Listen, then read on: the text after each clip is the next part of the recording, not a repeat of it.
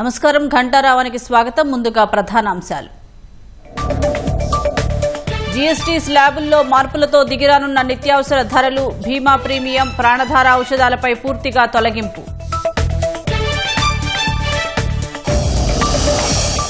CM అధ్యక్షతన కాసేపట్లో మంత్రివర్గ సమావేశం. 30 ఎజెండా అంశాలపై చర్చించనున్న అమాత్యులు.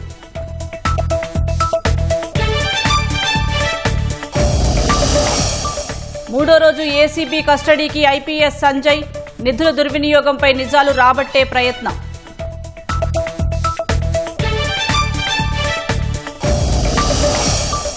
శ్రీకాకుళం జిల్లా నగరంపల్లి పాఠశాలలోకి వర్షపు నీరు. తరగతి గదులన్నీ జలమయం. విద్యార్థుల అవస్థలు.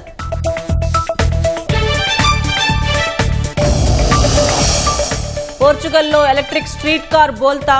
15 మంది దుర్మరణం, 18 మందికి గాయాలు.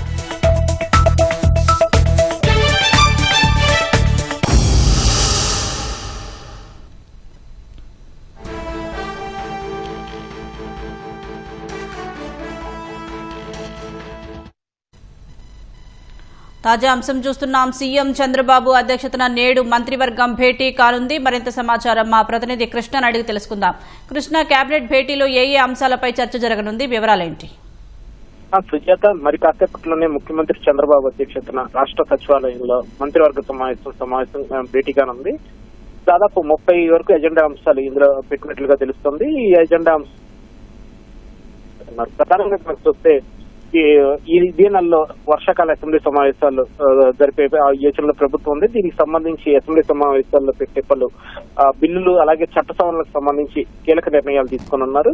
వీటితో పాటుగా ఇటీవల ఎస్ఐపిబి సమావేశం, ఏదైతే రాష్ట్ర పెట్టుబడుల ప్రోత్సాహక మండలి సమావేశానికి సంబంధించి కొన్ని కీలక నిర్ణయాలు అనేది రాష్ట్ర ప్రభుత్వం తీసుకుంది. దీనికి సంబంధించిన అంశాలకి సంబంధించిన కొన్నిటికి ప్రాజెక్టులకు ఆమోదం తెలిపి వాళ్ళ కేబినెట్ లో ఆమోదం తెలిపే అవకాశం ఉంది. వీటిలో ప్రధానంగా కనుక చూస్తే హిందాల్కో అల్యూమినియం సంబంధించి రాష్ట్రంలోనే ఈ ఐఫోన్లు, అలాగే ఇతరత్ర ప్రముఖ ఫోన్ కు సంబంధించిన కేసులు తయారు చేసే విధంగా హిందాల్కో సంస్థ భారీ పెట్టుబడి దాదాపు 586 కోట్ల రూపాయలతో కుప్పంలో పెట్టనుంది. దీనికి సంబంధించి ప్రత్యక్షంగా పరోక్షంగా 1000 మంది వరకు కూడా ఉద్యోగ అవకాశాలు లభించే అవకాశం ఉంది. దీనికి కూడా ఇవాళ ఆమోదం తెలుపుతున్నారు. అలాగే నంద్యాల, అల్లూరు సీతారామరాజు జిల్లా, కడప, అనంతపురం, అలాగే ఇలా వివిధ జిల్లాల్లో రెన్యూబుల్ ఎనర్జీ ప్లాంట్స్, సాంప్రదాయేతర ఇంధన వనరుల పవర్ ప్లాంట్ల ఏర్పాటుకు సంబంధించి కూడా మంత్రివర్గంలో కీలక నిర్ణయాలు తీసుకున్నారు. అలాగే ఆతిథ్య రంగానికి, పర్యాటక రంగానికి సంబంధించి పలు హోటళ్ల ఏర్పాటుకు సంబంధించి కూడా ప్రోత్సాహకాలు ఇచ్చే విషయంపై కూడా కీలక నిర్ణయాలు తీసుకున్నారు. యూనివర్సల్ హెల్త్ పాలసీకి సంబంధించి, ఈ వైద్య రంగానికి సంబంధించి కూడా ఒక హైబ్రిడ్ యూనివర్సల్ హెల్త్ పాలసీ పేరిట ఒక దాన్ని తీసుకురావాలని చెప్పి ప్రభుత్వం ఆలోచిస్తుంది. దీనికి సంబంధించి కూడా చర్చించి కీలక నిర్ణయం తీసుకున్నారు. అలాగే పబ్లిక్ ప్రైవేట్ పార్ట్నర్షిప్ తో పీపీపీ మోడ్ లో రాష్ట్రంలో 10 వైద్య కళాశాలలు కొత్తగా ఏర్పాటు చేసే ప్రతిపాదనలపై కూడా చర్చించి కీలక నిర్ణయం తీసుకున్నారు. వీటి మీద కూడా కొన్ని తొలి దశలో ఒక 4 కళాశాలలు ఏర్పాటు చేసే దిశగా, తర్వాత మళ్ళీ దశలో మిగిలిన 6 ఎలా ఏర్పాటు చేయాలనే దాని మీద కూడా మంత్రివర్గం చర్చించి కీలక నిర్ణయం తీసుకుని. వీటితో పాటు ఏదైతే గత ఏడాది విజయవాడ, కృష్ణా గోదావరి జిల్లాల నుంచి ఎత్తున్న వరదలకు సంబంధించి కొన్ని నియోజకవర్గాల్లో మరమ్మతుల పనులకు సంబంధించి కూడా దాదాపు 58 కోట్ల రూపాయలు మేర కూడా పనుల మంజూరు కూడా మంత్రివర్గం ఆమోదం తెలుపుతుంది. వీటితో పాటు వివిధ సంస్థలకు భూ కేటాయింపుల మీద కూడా చర్చించి మంత్రివర్గంలో కీలక నిర్ణయాలు తీసుకున్నారు. మొత్తంగా చూస్తే కనుక తాజా రాజకీయ పరిణామాల మీద కూడా కేబినెట్ అనంతరం కీలక చర్చ జరిగే అవకాశం ఉంది. ఏదైతే నిన్నే ముఖ్యమంత్రి చంద్రబాబు కూడా మీడియా సమావేశం పెట్టి వైసీపీ చేస్తున్న దుష్ప్రచారాల పట్ల అప్రమత్తంగా ఉండాలని చెప్పి కూడా ప్రజలను కూడా కోరడం జరిగింది. రైతుల ముసుగులో కూడా ఇట్లా గందరగోళం సృష్టించే ప్రయత్నాలు చేయటం, అలాగే రాజకీయ ముసుగు, వివిధ సంస్థల ముసుగు వేసుకుని రాజకీయ రంగంలో వీళ్ళు చేస్తున్న అరాచకాలను ఎండగట్టాలని చెప్పి కూడా ఆయన నిన్న ప్రజలకు పిలుపునిచ్చారు. అదే విషయాన్ని కూడా మంత్రులతో పంచుకుని కొన్ని కీలక అంశాలు రాజకీయ పరంగా కూడా చర్చించే అవకాశం ఉంది. సుజాత, ధన్యవాదాలు కృష్ణ.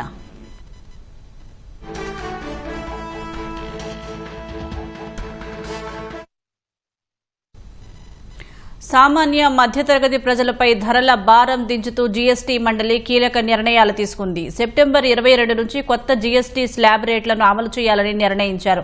ఇకపై జీఎస్టీలో 2 స్లాబ్లు 5-18% రేట్లను మాత్రమే కొనసాగించనున్నారు. ప్రస్తుతం కొనసాగుతున్న 12-28% స్లాబ్లు తొలగించాలని నిర్ణయించారు. విలాస వస్తువులపై 40% పన్ను విధించాలని నిర్ణయించారు. రైతులు, సామాన్య ప్రజల్ని దృష్టిలో పెట్టుకుని ఈ నిర్ణయాలు తీసుకున్నట్లు కేంద్ర ఆర్థిక మంత్రి నిర్మలా సీతారామన్ తెలిపారు. కొత్త స్లాబ్లతో పేదలు, మధ్యతరగతి ప్రజలకు ఊరట కలుగుతుందన్నారు. వస్తు సేవల పన్ను జీఎస్టీ స్వరూపంలో కీలక మార్పులు రానున్నాయి. ప్రస్తుతం ఉన్న 4 స్లాబుల బదులు ఇకపై 2 కొనసాగనున్నాయి. వాటిలో ఒకటి 5% కాగా రెండోది 18% స్లాబులు ఉండనున్నాయి. కేంద్ర ఆర్థిక మంత్రి నిర్మలా సీతారామన్ అధ్యక్షతన బుధవారం ఉదయం నుంచి రాత్రి వరకు 10.5 గంటల పాటు కొనసాగిన జీఎస్టీ పాలక మండలి 56వ సమావేశం ఈ నిర్ణయం తీసుకుంది. 12%, 28% స్లాబుల్ని తొలగించాలని కౌన్సిల్ నిర్ణయించింది. గుట్కా, పొగాకు ఉత్పత్తులు, సిగరెట్లపై మినహా మిగిలిన ఉత్పత్తులపై పన్ను మార్పులు ఈ నెల 22 నుంచే అమల్లోకి రానున్నట్లు భేటీ అనంతరం కేంద్ర ఆర్థిక మంత్రి సీతారామన్ వెల్లడించారు. తల నూనెలు, కార్న్ఫ్లేక్స్, టీవీలు, వ్యక్తిగత ఆరోగ్య ఉత్పత్తులు, జీవిత బీమా పథకాలు వంటి వాటిపై పన్నులు తగ్గనున్నట్లు చెప్పారు. తల నూనెలు, షాంపూ, టూత్పేస్ట్, సబ్బులు, టూత్ బ్రష్, షేవింగ్ క్రీమ్లపై జీఎస్టీని 18% నుంచి 5%కి తగ్గించారు. ట్రాక్టర్ టైర్లు, విడిభాగాలపై జీఎస్టీ 18% నుంచి 5%కి తగ్గించారు. ట్రాక్టర్లపై జీఎస్టీని 12% నుంచి 5%కి తగ్గించారు. బిందు సేద్య పరికరాలపై జీఎస్టీని 12% నుంచి 5%కి తగ్గించారు. ఏసీలపై ఉన్న 28% జీఎస్టీని 18%కి కుదించారు. సిమెంటుపై 28% నుంచి 18%కి తగ్గించారు. 350 సీసీ కంటే తక్కువ వాహనాలపై జీఎస్టీని 28% నుంచి 18%కి తగ్గించారు. అన్ని రకాల వ్యక్తిగత, జీవిత బీమా ఇన్సూరెన్స్లకు జీఎస్టీ నుంచి మినహాయింపిచ్చారు. వ్యక్తిగత లైఫ్, హెల్త్, టర్మ్ బీమా పాలసీలపై జీఎస్టీని తొలగించారు. 33 ప్రాణాధార ఔషధాలపై జీఎస్టీని 12% నుంచి 0కు తగ్గించారు. ఖరీదైన కార్లు, పొగాకు ఉత్పత్తులు, సిగరెట్లపై ప్రత్యేకంగా 40% స్లాబ్ను ప్రతిపాదించినట్లు కేంద్ర మంత్రి వెల్లడించారు. 1200 సీసీ దాటిన పెట్రోల్ కార్లు, 1500 సీసీ దాటిన డీజిల్ కార్లు, పాన్ మసాలా, సిగరెట్, గుట్కా, పొగాకు ఉత్పత్తులు, ఫ్రూట్ జ్యూస్ కాకుండా నాన్ ఆల్కహాలిక్ బ్యావరేజెస్ పై 40% పన్ను విధించనున్నట్లు నిర్మలా సీతారామన్ వివరించారు. That there is a special rate which is 40%. Actually, almost all goods are between 18 and 5. If there's any change, they only can shuffle between the 18 and 5. There is one special rate which is only for sin and super luxury goods. That special rate of 40% has also been proposed and it's cleared. That will apply only to pan masala, cigarettes, gutka and other tobacco products such as chewing tobacco, products like zarda, unmanufactured tobacco and BD. అన్ని నిర్ణయాల్ని ఏకాభిప్రాయంతో తీసుకున్నామని, ఏ ఒక్క రాష్ట్రమూ వీటిని వ్యతిరేకించలేదని నిర్మలా సీతారామన్ తెలిపారు. ముఖ్యంగా రైతులు, సామాన్య ప్రజల్ని దృష్టిలో పెట్టుకుని ఈ నిర్ణయాలు తీసుకున్నట్లు చెప్పారు. వ్యవసాయం, వైద్య రంగానికి ఊరట కలిగించే నిర్ణయాలకు ఆమోదం తెలిపినట్లు వివరించారు. జీఎస్టీ ఫైలింగ్ ను కూడా సరళతరం చేస్తున్నామన్నారు. కొత్త స్లాబులతో పేదలు, మధ్యతరగతి ప్రజలకు ఊరట కలుగుతుందన్న సీతారామన్ చాలా ఆహార పదార్థాలపై 0% జీఎస్టీ ఉంటుందన్నారు. పేదలు, సామాన్యులు అధికంగా వాడే వస్తువులపై 5% జీఎస్టీ ఉంటుందన్నారు. అన్ని టీవీలపై 18% జీఎస్టీ ఉంటుందని చెప్పారు. We've reduced the slabs. There shall be only 2 slabs and we are addressing also the issues of compensation cess. But then these reforms have been carried out with a focus on the common man. Every tax levied on common man's daily use items have gone through a rigorous looking into, and in most cases the rates have come down drastically. Labor intensive industries have been given a good support. Farmers and agriculture as a whole will also benefit by the decisions we have taken today. Health related also will benefit. So the key drivers of economy have been given a prominence. స్లాబుల మార్పుల వల్ల 48,000 కోట్ల రూపాయల మేర ఆదాయాన్ని ప్రభుత్వం కోల్పోతుందని revenue శాఖ కార్యదర్శి అరవింద్ శ్రీవాస్తవ తెలిపారు. దాదాపుగా వ్యక్తిగత వస్తువులన్నింటికీ పన్ను తగ్గించడం ద్వారా దేశీయ వినిమయాన్ని పెంచి అమెరికా సుంకాల భారం నుంచి కొంత ఉపశమనం పొందాలని ప్రభుత్వం భావిస్తోంది. దేశీయ వాణిజ్యాన్ని పరుగు పెట్టించేందుకు, వినియోగాన్ని గణనీయంగా ప్రోత్సహించే దిశగా నిర్ణయాలు తీసుకున్న జీఎస్టీ మండలి పండుగ సీజన్ను మరింత ఉత్సాహభరితంగా మార్చింది. వ్యక్తిగత బీమా పథకాలపై జీఎస్టీ రద్దు చేయడం కోట్ల మందికి బీమాను చేరువ చేసేందుకు ఉపయోగపడనుంది. జీఎస్టీ సంస్కరణలతో దేశంలో కొన్ని వస్తువుల ధరలు భారీగా తగ్గనున్నాయి. కిరాణా సామాగ్రి నుంచి సిమెంటు, చిన్న కార్లతో పాటు అనేక రకాల నిత్యావసర వస్తువుల ధరలు తగ్గనున్నాయి. పాదరక్షలు, వస్త్రాలు, పాల ఉత్పత్తులు వంటి అనేక వస్తువుల ధరలు దిగిరానున్నాయి. అదే సమయంలో పొగాకు, సాఫ్ట్ డ్రింక్స్, హై ఎండ్ వాహనాలపై రేట్లను పెంచడంతో పొగాకు, విలాసవంతమైన ఉత్పత్తులపై ధరలు పెరగనున్నాయి.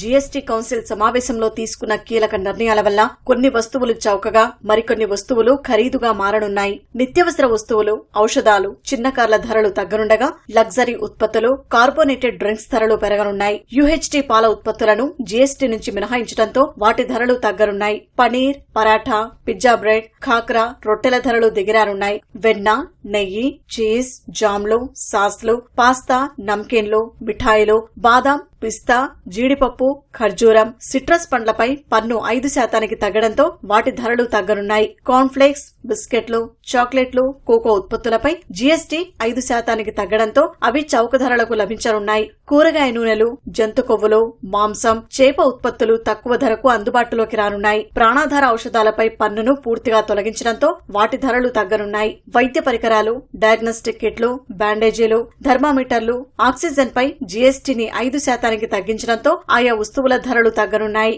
హెయిర్ ఆయిల్, షాంపూలు, టూత్ పేస్ట్, సబ్బులు, షేవింగ్ ఉత్పత్తులు, టాల్కమ్ పౌడర్, టూత్ బ్రష్లు, కొవ్వొత్తులు, సేఫ్టీ మ్యాచ్లు, స్టేషనరీ వస్తువులు, బొమ్మలు, క్రీడా సామాగ్రి, వెదురు ఫర్నిచర్ పై పన్నును తగ్గించడంతో ఆయా వస్తువులు చౌకగా లభించనున్నాయి. టీవీలు, ఎయిర్ కండిషనర్లు, 350cc కంటే తక్కువ సామర్థ్యం గల బైక్లపై జీఎస్టీని 18% తగ్గించడంతో ఆయా ఉత్పత్తుల ధరలు తగ్గనున్నాయి. ఫుట్వేర్, టెక్స్టైల్స్ పై జీఎస్టీ 12 నుంచి 5% తగ్గడంతో చెప్పులు, షూతో పాటు వస్త్రాల ధరలు తగ్గనున్నాయి.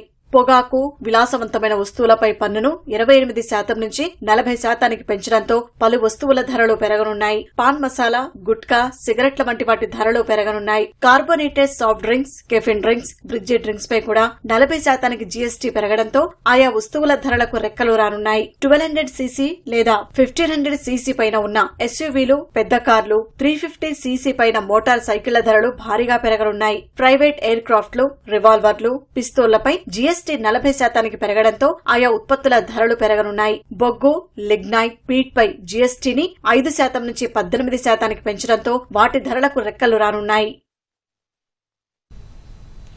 జీఎస్టీ సంస్కరణలు పౌరుల జీవితాలను మెరుగుపరుస్తాయని ప్రధాని నరేంద్ర మోదీ అన్నారు. ఆమోదించిన మార్పులతో వ్యాపార నిర్వహణ అందరికీ సులభతరమవుతుందని ఎక్స్ వేదికగా వెల్లడించారు. ముఖ్యంగా చిరు వ్యాపారులు, రైతులు, మధ్యతరగతి, మహిళలు, యువతకు మేలు కలుగుతుందన్నారు. సామాన్య ప్రజల జీవితాలను మెరుగుపరచడం, ఆర్థిక రంగాన్ని బలోపేతం చేయడం లక్ష్యంగా జీఎస్టీ రేట్ల హేతుబద్దీకరణపై స్థూలంగా ఒక ప్రతిపాదనను కేంద్రం రూపొందించిందన్నారు. కేంద్రం, రాష్ట్రాల భాగస్వామ్యం ఉండే జీఎస్టీ మండలి ఉమ్మడిగా దీనిపై నిర్ణయం తీసుకోవడం ఆనందదాయకమని ప్రధాని రాసుకొచ్చారు. జీఎస్టీ సంస్కరణలు చారిత్రాత్మక నిర్ణయమని కేంద్ర హోంమంత్రి అమిత్ షా అన్నారు. వ్యవస్థను సరళీకృతం చేయడం ద్వారా, సాధారణ పౌరులపై భారాన్ని తగ్గించడం ద్వారా చిన్న వ్యాపారుల వ్యాపార సౌలభ్యానికి పెద్ద ప్రోత్సాహాన్ని ఇస్తాయన్నారు. పేదలకు ఉపయోగపడే విద్య, ఆరోగ్యం, వ్యవసాయ రంగాల్లో జీఎస్టీ స్లాబ్ సవరించడాన్ని స్వాగతిస్తున్నట్లు ముఖ్యమంత్రి చంద్రబాబు తెలిపారు. పేదల అనుకూల అభివృద్ధి ఆధారిత నిర్ణయం సమాజంలోని అన్ని వర్గాలకు మేలు చేస్తుందని చెప్పారు. వ్యవసాయదారుల నుంచి వ్యాపారుల వరకు ఈ నిర్ణయం ఉపయోగపడుతుందన్నారు. ఈ గొప్ప మార్పునకు ముందడుగు వేసిన ప్రధాని నరేంద్ర మోదీ కేంద్ర ఆర్థిక మంత్రి నిర్మలా సీతారామన్ను అభినందిస్తున్నట్లు తెలిపారు. పన్ను విధానం పరిధిని మార్చుతున్నట్లు స్వాతంత్ర దినోత్సవం నాడు ప్రధాని మోదీ చేసిన ప్రకటన వ్యూహాత్మకమన్నారు. ఈ మార్పు ప్రతి భారతీయ పౌరుడి జీవన ప్రమాణాలు వృద్ధికి దోహదపడుతుందని ఆకాంక్షించారు.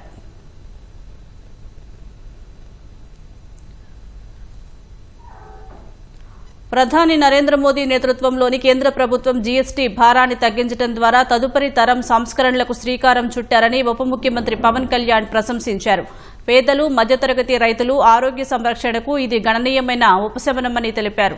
విద్యా, బీమాపై జీఎస్టీని పూర్తిగా తొలగించడాన్ని తాను ప్రత్యేకంగా స్వాగతిస్తున్నట్లు వెల్లడించారు. ఈ సంస్కరణలు ఎన్నో కుటుంబాలకు లబ్ధి చేకూరుస్తాయని చెప్పారు. ప్రజల సంక్షేమంపై స్పష్టమైన దృష్టితో ఈ సంస్కరణలను తీసుకువచ్చారంటూ ఆర్థిక మంత్రి నిర్మలా సీతారామన్ జీఎస్టీ కౌన్సిల్కు పవన్ కృతజ్ఞతలు తెలిపారు. ఈ ఏడాది ప్రారంభంలో ఆదాయపు పన్ను మినహాయింపు పరిమితిని పెంచిన తర్వాత తీసుకువస్తున్న ఈ జీఎస్టీ సంస్కరణలు దేశానికి నిజమైన దీపావళి బహుమతిగా నిలుస్తాయన్నారు.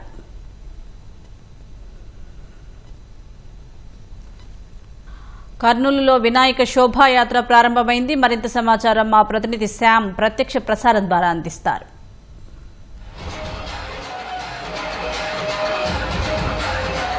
ప్రస్తుతం మనం కర్నూలు నగరంలోని రాంబోట్ల దేవాలయం వద్ద ఉన్నాము. కొద్దిసేపటి క్రితమే వినాయక నిమజ్జనానికి శోభాయాత్ర ప్రారంభమైంది. మనం చూడొచ్చు, ఓల్డ్ సిటీలో ఉన్నాం మనం. కొద్దిసేపటి క్రితమే మనం చూస్తున్నటువంటి ఈ వినాయకుడి దగ్గర పెద్ద ఎత్తున పూజా కార్యక్రమాలు నిర్వహించారు. ఈ పూజా కార్యక్రమాల్లో కర్నూలు నగరంలోని ప్రజాప్రతినిధులే కాకుండా కర్నూలు జిల్లాలోని ప్రజాప్రతినిధులందరూ కూడా ఈ పూజా కార్యక్రమంలో పాల్గొన్నారు. పెద్ద ఎత్తున పూజలు నిర్వహించి ఎంతో భక్తి శ్రద్ధలతో పూజలు నిర్వహించిన అనంతరం లడ్డూ వేలంపాట నిర్వహించారు. లడ్డూ వేలంపాటలో నంద్యాల పార్లమెంటు సభ్యురాలు బైరెడ్డి శబరి 1,01,000 రూపాయలకు 6,01,000 రూపాయలకు లడ్డూను దక్కించుకున్నారు. వరుసగా 5వ సారి ఆమె లడ్డూను దక్కించుకున్నారు. లడ్డూ వేలంపాటలో హోరాహోరీగా లడ్డూ వేలంపాట సాగింది. మొత్తానికి బైరెడ్డి శబరి 6,01,000 రూపాయలకు లడ్డూను దక్కించుకున్నారు. మనం చూడొచ్చు, మొదటి శోభాయాత్ర ఇది. మొత్తం 4 శోభాయాత్రలు జరుగుతాయి. మొదటి శోభాయాత్ర కొద్దిసేపటి క్రితమే ప్రారంభమైంది. రెండో శోభాయాత్ర బళ్ళారి చౌరస్తా నుంచి, 3వ శోభాయాత్ర కల్లూరు నుంచి, 4వ శోభాయాత్ర వెంకటరమణ కాలనీ నుంచి ప్రారంభమవుతాయి. మొత్తం కర్నూలు నగరంలో సుమారు 2,000 విగ్రహాలకు పైగా ఏర్పాటు చేశారు. 2,000 విగ్రహాలను కూడా ఇవాళ నిమజ్జనం చేయనున్నారు. ఈ నిమజ్జనానికి సంబంధించి వినాయక ఘాట్లో 10 ఘాట్లు ఏర్పాటు చేశారు. 7 భారీ క్రేన్లు ఏర్పాటు చేశారు. స్టాంటన్పురంలో 2 ఘాట్లు ఏర్పాటు చేశారు. అక్కడ 2 క్రేన్లు ఏర్పాటు చేశారు. సాధ్యమైనంత తొందరగా ఈ వినాయక నిమజ్జనాన్ని ప్రశాంత వాతావరణంలో నిర్వహించాలని చెప్పి అధికారులు, పోలీసులు పటిష్ట బందోబస్తు చర్యలు చేపట్టారు. దాదాపు 2,000 మంది పోలీసులు ఈ బందోబస్తు చర్యల్లో పాల్గొంటున్నారు. ఎక్కడ అవాంఛనీయ సంఘటనలు జరగకుండా, ఎక్కడ ప్రజలకు ఇబ్బందులు కలగకుండా వినాయక నిమజ్జనాన్ని ప్రశాంత వాతావరణంలో నిర్వహించాలి. ఈ వినాయక శోభాయాత్రలో కూడా ఎక్కడ అపశృతి జరగకుండా, ఎక్కడ అవాంఛనీయ ఘటనలు జరగకుండా ప్రశాంతంగా వీటిని కూడా నిర్వహించాలని చెప్పి పోలీసులు, అధికారులు పటిష్ట బందోబస్తు చర్యలు చేపట్టారు. అన్ని ఏర్పాట్లు పూర్తి చేశారు. ఈ వినాయక నిమజ్జనానికి సంబంధించి వినాయక ఘాట్లో మధ్యాహ్నం 3 గంటలకి వినాయక నిమజ్జనం మొదటి విగ్రహాన్ని అక్కడ మొదట నిమజ్జనం చేస్తారు. ఆ తర్వాత అన్ని విగ్రహాలు నిమజ్జనానికి కదులుతాయి. మనం చూడొచ్చు, కర్నూలు నగరంలో ఒక పండగ వాతావరణం కనిపిస్తోంది. కర్నూలు నగరానికి ఒకేసారి 2 పండుగలు వచ్చాయి. ఇవాళ వినాయక నిమజ్జనం, రేపు మిలాదున్ నబీ. ఈ 2 పండుగలు ప్రజలందరూ కూడా కలిసిమెలిసి భక్తి శ్రద్ధలతో అందరూ హిందూ, ముస్లిం అన్న తేడా లేకుండా అందరూ బాయి బాయి అంటూ వీటిని జరుపుకుంటారు. ఒక సందడి వాతావరణం అయితే కర్నూలు నగరంలో నెలకొంది. ఒక ప్రశాంత వాతావరణంలో అందరూ కలిసిమెలిసి జరుపుకునే పండుగలు ఇవి. ప్రతి సంవత్సరం ఇదే విధంగా కలిసిమెలిసి కుల మతాలకు అతీతంగా కలిసిమెలిసి వీటిని జరుపుకుంటారు. ఈసారి అంత సాంప్రదాయబద్ధంగానే వీటిని నిర్వహించాలని చెప్పి వినాయక నిమజ్జన కమిటీతో పాటు అన్ని ధార్మిక సంస్థలు కూడా అందరూ కూడా కలిసిమెలిసి వీటిని నిర్వహించాలని చెప్పి ప్రశాంత వాతావరణంలో సాంప్రదాయబద్ధంగా వీటిని నిర్వహించాలని చెప్పి అన్ని ఏర్పాట్లు చేశారు. అయితే నిర్వాహకులకు కూడా అదే చెప్పారు. మనం చూడొచ్చు, ఒక పండగ వాతావరణం అయితే కర్నూలు నగరంలో కొనసాగుతుంది. మధ్యాహ్నం 3 గంటలకి నిమజ్జన కార్యక్రమం ప్రారంభమవుతుంది. మొత్తానికైతే కర్నూలులో ఒక సందడి అయితే కనిపిస్తుంది. ఒక పండగ వాతావరణం కనిపిస్తుంది. అందరూ హిందూ, ముస్లింలు అన్న తేడా లేకుండా అందరూ కూడా ఈ కార్యక్రమాల్లో పాల్గొనడం, భక్తి శ్రద్ధలతో ఈ కార్యక్రమాలు నిర్వహించడం అనేది దాదాపు 50 సంవత్సరాలకు కొనసాగుతుంది. ఈ కార్యక్రమాన్ని తిలకించడానికి కూడా ఇతర ప్రాంతాల నుంచి వేలాది మంది ప్రజలు కూడా తరలి వచ్చారు. మొత్తానికి కర్నూలు నగరంలో ఒక సందడి, ఒక పండగ వాతావరణం అయితే నెలకొంది. ఇది ప్రస్తుతం కర్నూలులోని తాజా పరిస్థితి. కెమెరామెన్ శేషుతో శ్యామ్, మీటివ్ news, Kurnool. Over to studio.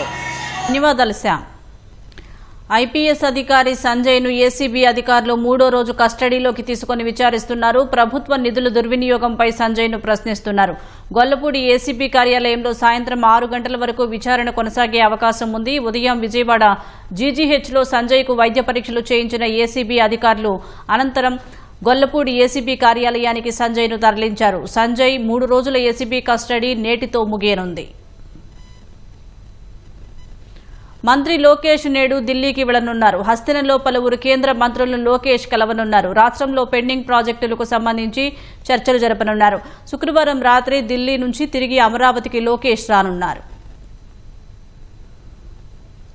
ఉప ముఖ్యమంత్రి పవన్ కళ్యాణ్ రేపు అల్లూరు జిల్లాలో పర్యటించనున్నారు. అరకులోయ మండలంలోని మాడగడలో జరిగే బలి పండుగ కార్యక్రమంలో పాల్గొంటారు. పవన్ పర్యటన కోసం అధికారులు ఏర్పాట్లు చేస్తున్నారు. SP Amit Bardar, joint collector Abhishek Gowda ఆధ్వర్యంలో ఏర్పాట్లను పర్యవేక్షిస్తున్నారు. అవాంఛనీయ ఘటనలకు తావు లేకుండా పోలీసులు బందోబస్తు ఏర్పాటు చేశారు. గిరిజన ప్రాంతం కావడంతో పోలీసు బలగాలను మోహరించారు. ఎస్పీ అమిత్ బర్దర్ నిర్ణయించారు. రాష్ట్రంలో పలువురు ఐఏఎస్ అధికారుల బదిలీలు నియామకం చేస్తూ ప్రభుత్వం ఆదేశాలు జారీ చేసింది. Survey settlements and land records డైరెక్టర్గా రోణంకి కూర్మనాథ్ను నియమించారు. తూర్పుగోదావరి జిల్లా జాయింట్ కలెక్టర్ ఎస్ చిన్నరాముడిని బదిలీ చేశారు. ఆ స్థానంలో వై మేఘస్వరూప్ నియమితులయ్యారు. గుంటూరు జిల్లా జాయింట్ కలెక్టర్ అమిలినేని భార్గవ్ తేజాను బదిలీ చేసిన ప్రభుత్వం ఆ స్థానంలో అశుతోష్ శ్రీవాత్సవాను నియమించింది. పార్వతీపురం మన్యం జిల్లా జాయింట్ కలెక్టర్ ఎస్ఎస్ శోభిక విధులు నిర్వహిస్తూ ఉండగా ఆ స్థానంలో సి యశ్వంత్ కుమార్ రెడ్డిని నియమించారు. అల్లూరి సీతారామరాజు జిల్లా ఐటీడీఏ ప్రాజెక్ట్ ఆఫీసర్గా తిరుమని శ్రీపూజ నియమితులయ్యారు. ల్యాండ్ అడ్మినిస్ట్రేషన్ చీఫ్ కమిషనర్ కార్యాలయంలో విజిలెన్స్ జాయింట్ సెక్రటరీగా కేఆర్ కల్పశ్రీ నియమితులయ్యారు. రంపచోడవరం ఐటీడీఏ ప్రాజెక్ట్ ఆఫీసర్ కట్టా సింహాచలం బదిలీ కాగా ఆ స్థానంలో బచ్చు శర్మన్ రాజును నియమించారు. ఆ మేరకు ప్రభుత్వ ప్రధాన కార్యదర్శి కె విజయానంద్ ఆదేశాలు జారీ చేశారు.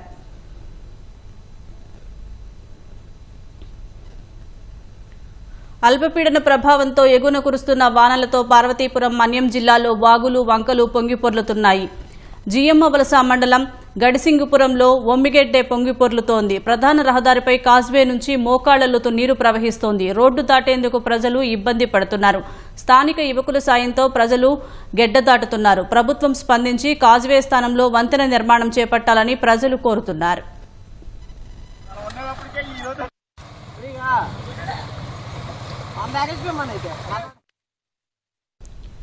వర్షాలకు శ్రీకాకుళం జిల్లా వజ్రపు కొత్తూరు మండలం నగరంపల్లి ప్రాథమిక పాఠశాలలోకి బుధవారం వరద నీరు చేరింది. బడి ఆవరణలతో పాటు గదులు జలమయం కావడంతో చదువులకు ఆటంకం కలిగింది. బడిలోని సామాగ్రి తడిసిపోయింది. ప్రధానోపాధ్యాయుడు స్థానికుల సాయంతో మోటారు ద్వారా నీటిని బయటకు మళ్లించారు.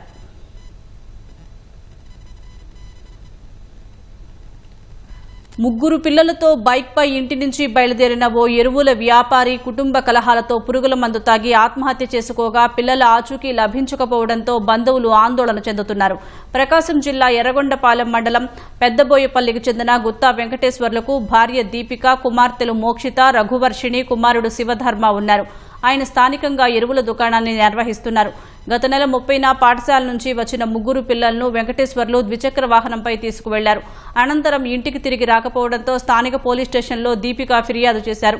నాగర్ కర్నూలు జిల్లా అచ్చంపేట మండలం హాజీపూర్ వద్ద ఓ హోటల్ సీసీ ఫుటేజ్ ఆధారంగా అక్కడ ఇద్దరు పిల్లలను దించి పెద్ద కుమార్తెతో చారకొండ మండలం జూపల్లి దాబా వరకు వెంకటేశ్వర్లు బైక్పై వెళ్లినట్లు పోలీసులు గుర్తించారు.